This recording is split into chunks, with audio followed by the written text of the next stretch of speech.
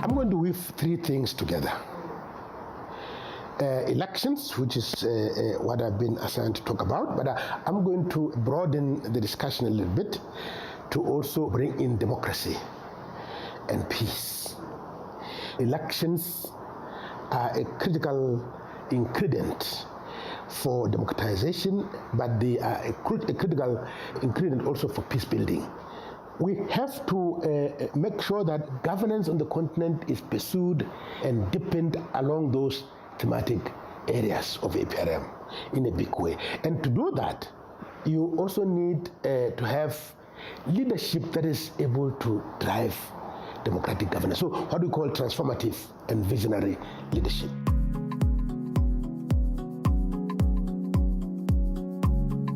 I will take you through my presentation. The focus is on elections, democracy, and peace in Africa.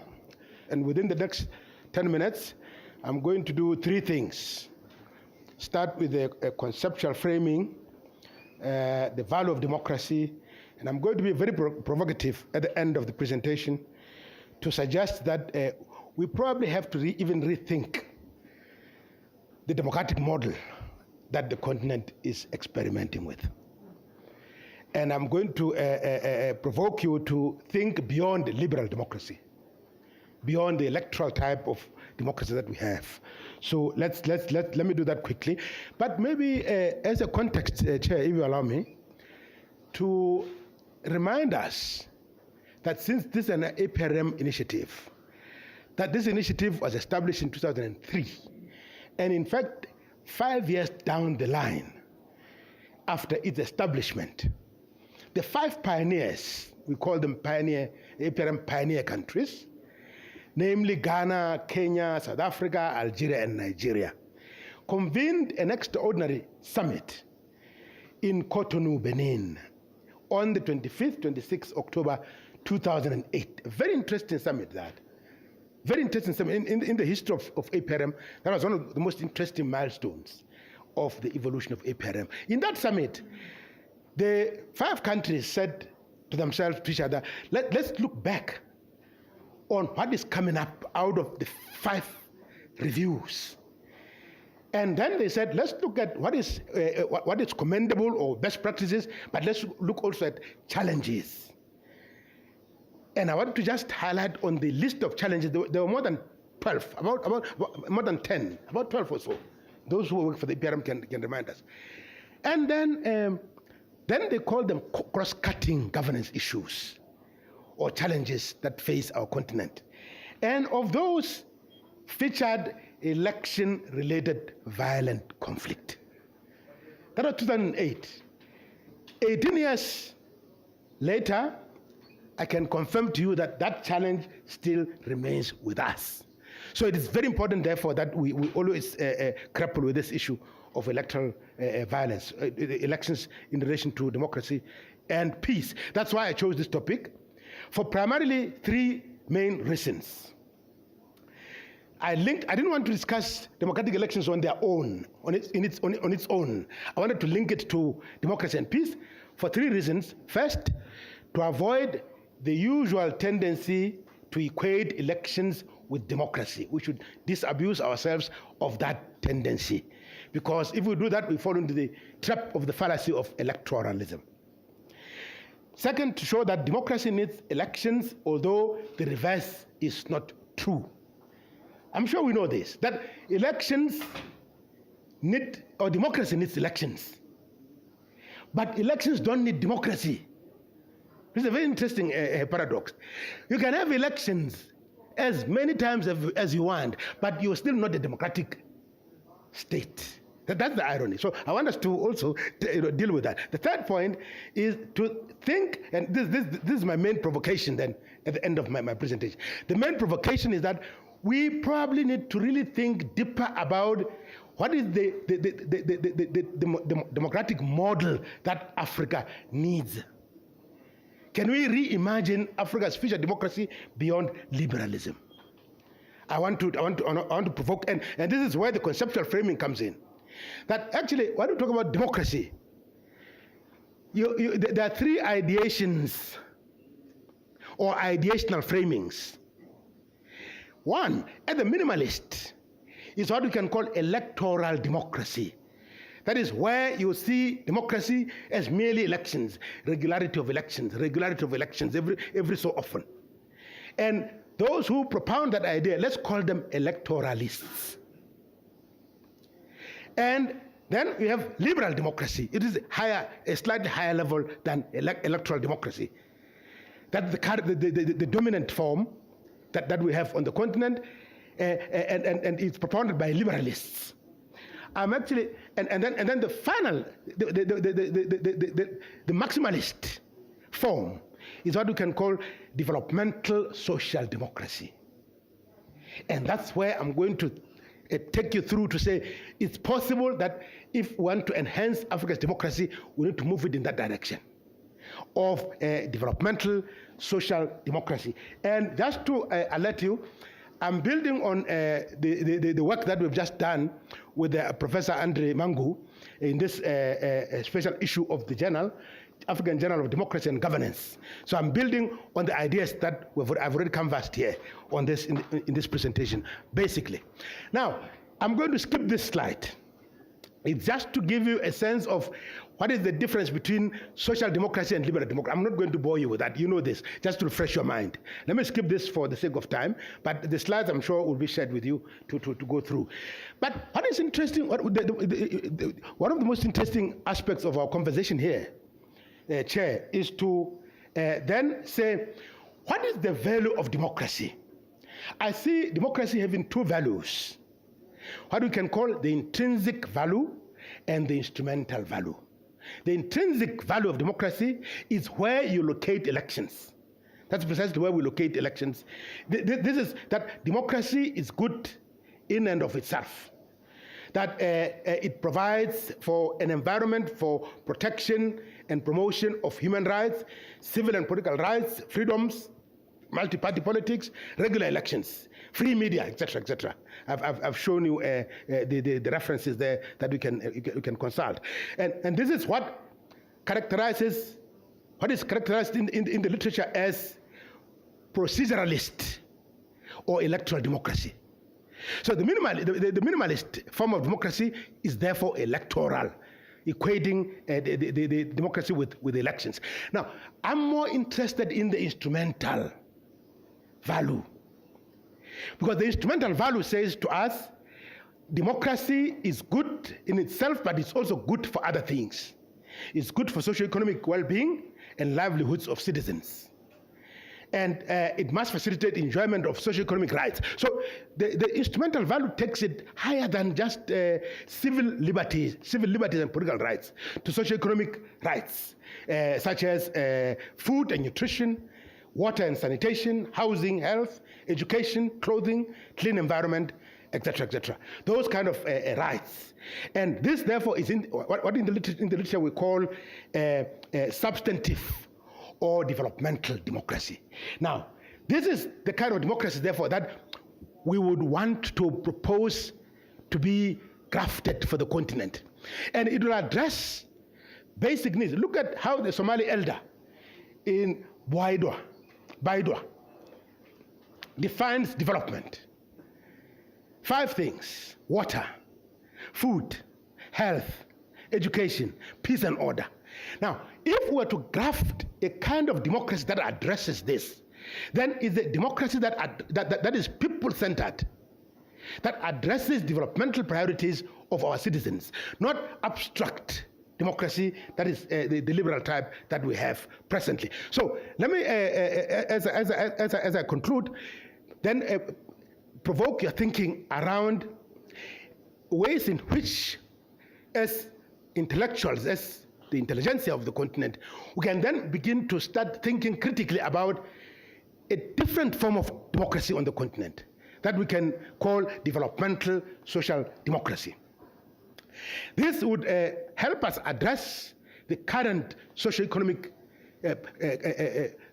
problems of the continent, because I can tell you definitely that the major socio-economic problems that we have, underdevelopment, inequality, poverty, etc., etc., will not be addressed adequately by liberal democracy.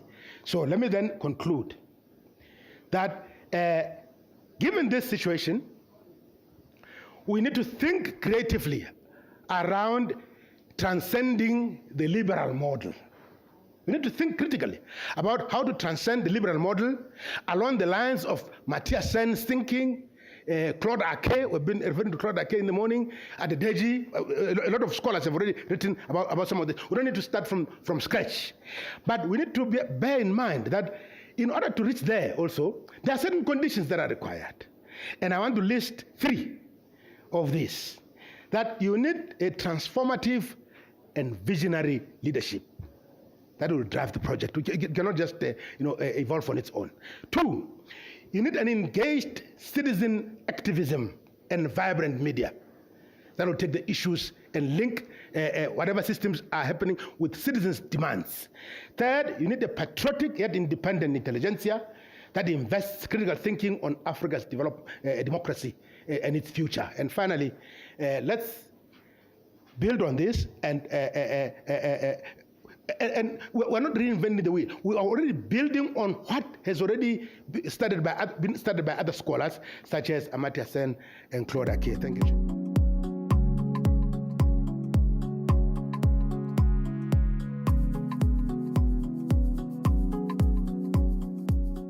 My name is Khabela Matlosa.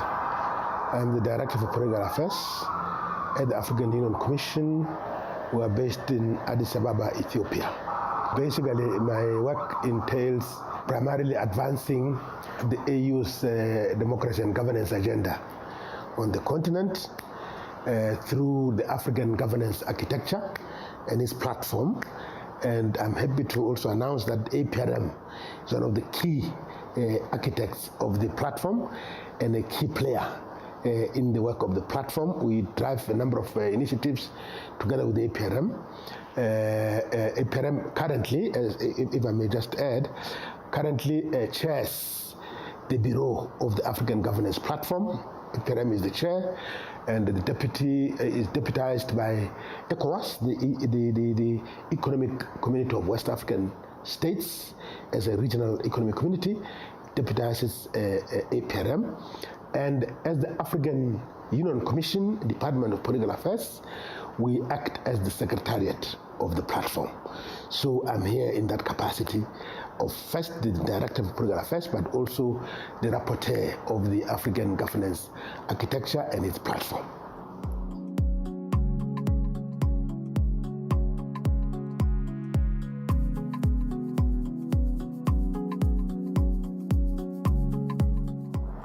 I'm going to weave 3 things together.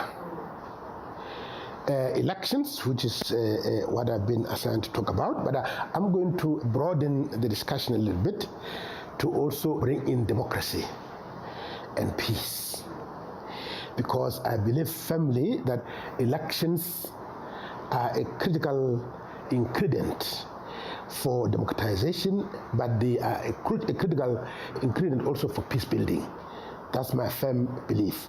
In fact, before we go too far, let me take you back to the early days of the African peer review mechanism, because this mechanism is very important for advancing democratization, advancing peace on the continent. Let's not forget. Let's recall the mechanism was established in 2003 in Abuja, Nigeria, and 5 years down the line, that is after its establishment, the 5 pioneers, the founding countries that established this mechanism, that were in the driving seat in the establishment of this mechanism, namely Ghana, Kenya, South Africa, Algeria, and Nigeria, 5 of them. They organized an important extraordinary summit of the APRM Forum, the APR Forum, in Cotonou, Benin, on the 25th, 26th of October, 2008. That's 5 years down the line after it was established. And reflected, that was after they had all been reviewed, after their reports had already been published and discussed and presented to AU and other institutions. They asked themselves a difficult question. After after we've done all this, what seems to be coming out? What are the key issues that are emerging that maybe pose a challenge? We may even look at best practices. Let's distill those as well. But let's look at challenging issues. What are the key cross-cutting issues that seem to challenge our governance on the continent? There was a number of them, close to 12, 13. I can't remember off the cuff now. But the two that I remember vividly, the two that they pointed to were election-related violent conflict. That is a major challenge for our continent. Two, mismanagement of diversity. That our societies are diverse, socio-culturally, politically, you name it. We are diverse. Now, how do we manage that diversity so that we hold our nations together to avoid, disintegration? Now, I'm going to be talking about the issue of elections based on that, to indicate that challenge still remains today. Yes. The meeting was held in 2008, but that challenge still remains today. Now, we need to debate it. And debate it, not elections in its own, not elections on its own, but let's debate elections in relation to something else. Now, I'm bringing in democracy and peace. Yes.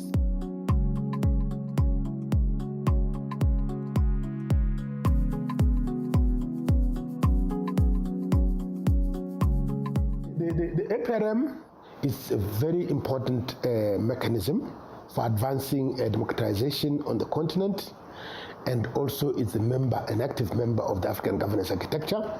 So we drive a number of governance initiatives together with the APRM. There's no doubt about it. Now, APRM has 4 thematic areas that we all know. Democracy and political governance, that's one. Economic governance and management, EGM. Socio-economic development, and corporate governance. Now, we have to make sure that governance on the continent is pursued and deepened along those thematic areas of APRM in a big way. And to do that, you also need to have leadership that is able to drive democratic governance. So what do we call transformative and visionary leadership? You require that, otherwise you will not succeed. That's one. Number 2, you also require an active citizenry, an engaged citizen activism. Engaged citizen activism by way of civil society organizations, media, etc., etc. But citizens have to be engaged to hold institutions of governance accountable. Yes, but you also need, besides the leaders and the citizens, you also need institutions. Institutions in all member states of the African Union, for example, 55 of them. You need institutions that work. Strong institutions, not weak institutions. Because once you have weak institutions, then you run the risk of personalities being stronger than institutions. But you need institutions to rein in on personalities. So the institutions are very important. And finally, you also need to have resources, because you can't drive governance programs without your own resources. So also in that way, you want to also reduce dependence on external sources of funding. So governance has to be funded, African governance has to be funded by Africans themselves, not external actors, because once you leave it to external actors, they will come with their own interests, not to advance the African cause, but to advance their own external interests.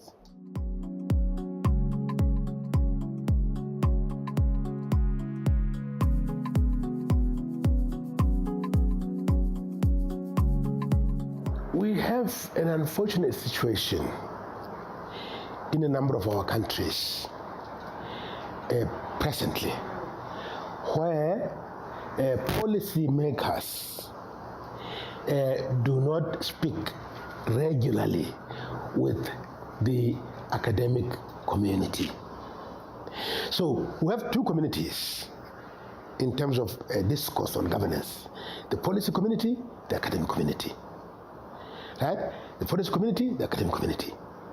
We need to bridge that gap So that's why I'm happy about this seminar, because I see this seminar actually helping us to bridge that gap. We need to bring the policy makers, academia, practitioners, media, civil society together to dialogue on governance issues, democracy and governance issues on the continent, and bridge the divide that is happening. In most instances, this divide actually is caused by wrong perceptions.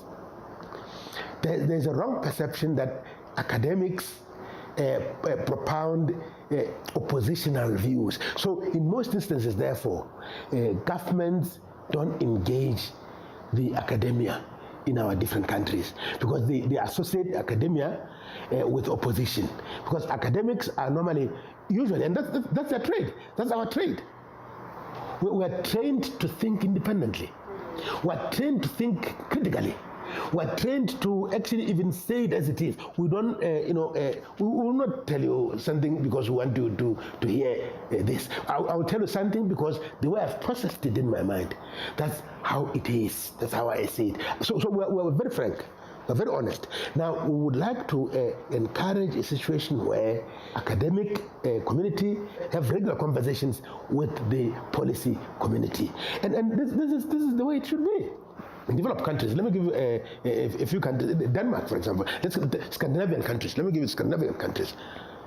Denmark, Finland, Sweden, right? Norway, right? Etc. etc. You find a situation where universities constantly advise policy makers on different thematic issues, including democracy and governance.